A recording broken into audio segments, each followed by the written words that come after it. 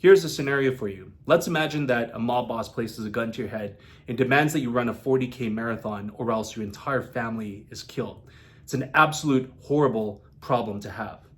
Now, let's say you do invest in some shoes, you invest in a trainer, you train for 3 to 6 months, you run this marathon and you finish it and you have your entire family and friends waiting for you at the finish line, waiting to celebrate. That's a completely awesome experience. Now, when you look at both of these scenarios, the pain of running the marathon is actually the same. But what makes one problem better than the other? Well, that's what we're going to talk about in today's video, and how choice is ultimately one of your best tools to stop giving a fuck about the things that don't matter in this world. The example that I shared earlier is taken from a book called The Subtle Art of Not Giving a Fuck, written by Mark Manson. And if you haven't read the book, the whole premise of it talks about how every single person in this planet only has so many fucks to give, and that it's very important for you to choose what is most important to give a fuck about.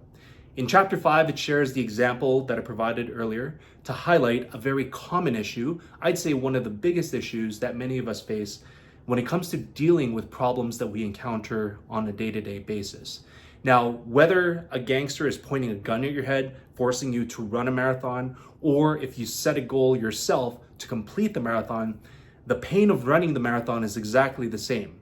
The only difference is the context of when you made the decision to take on that problem. If we choose to take on a problem and accept it, it makes it more bearable, in some cases, sometimes easier to take on that problem and have less pain, versus having the sense that a problem has been forced upon us that is completely out of our control. And the reason why one problem feels easier than the other one simply boils down to our belief of responsibility and fault. In society, a lot of us tend to conflate both of them as if they mean the exact same thing when they're actually two separate things. We tend to believe that if you're at fault at something, you're also responsible for it. And that makes sense for a lot of problems. Let's say you got into a car accident because you weren't paying attention. Well, it's your fault, and you're also responsibility for covering the other person for all of their damages. However, there's a lot of other problems that are out of our control, that are forced upon us, yet we still have to take responsibility for it. And I think that's the most uncomfortable part that we have to face when it comes to making these choices. It's easy to blame the external factors, to say, oh, well, my life sucks because of this, or because they did that, well, now my life can't move on.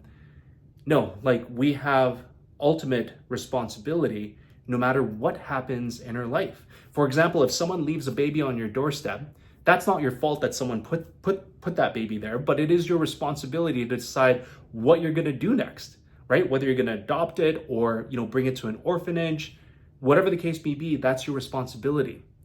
If you're working in a particular industry and there's a significant downturn and your company has to lay you off, it's not your fault that you got laid off.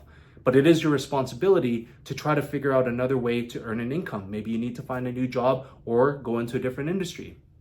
In my case, it's not my fault that the divorce laws are completely unfair in North America, but it is my responsibility to decide how I'm going to navigate this next chapter of my life and find a way to earn more money, get more financially free, regardless of these challenges. That's probably the best example I can give you about taking responsibility even though the problem is out of my control. When I first went through my divorce, I was absolutely devastated. I was pointing the finger at my ex, at her family, at the law, blaming them for why my life was so miserable. And it was only when I started to make progress in my physical health and my mental health that I realized, you know what? I got this.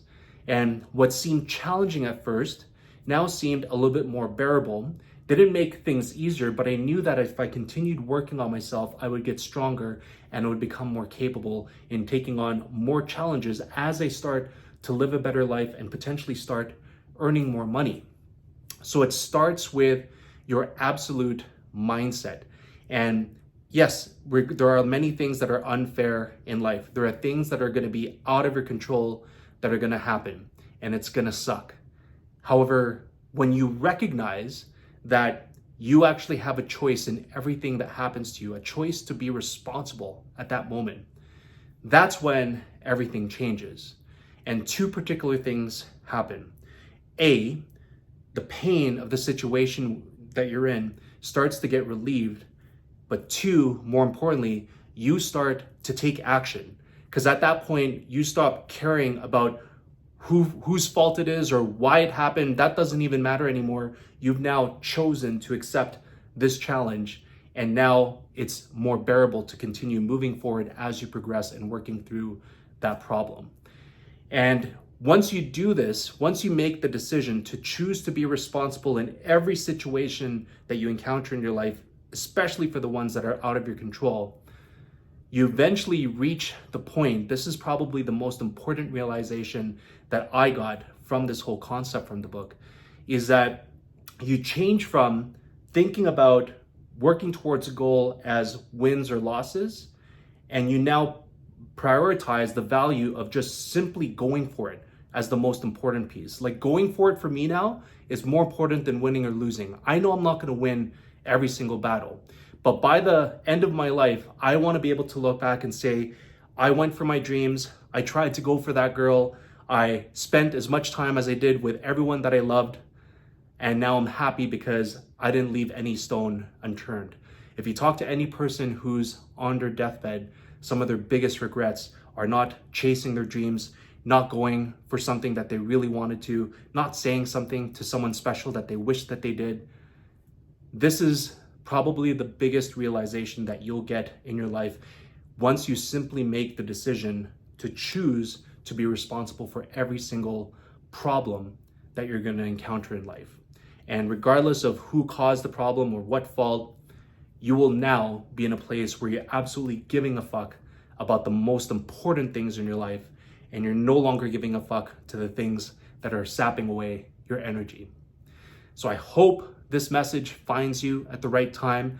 I'd love to hear in the comments below your thoughts about this and how you've also chosen to be responsible and how that's helped you become more powerful in life. Thanks again for all of your support and watching my videos, and I'll see you guys in my next one. Peace out.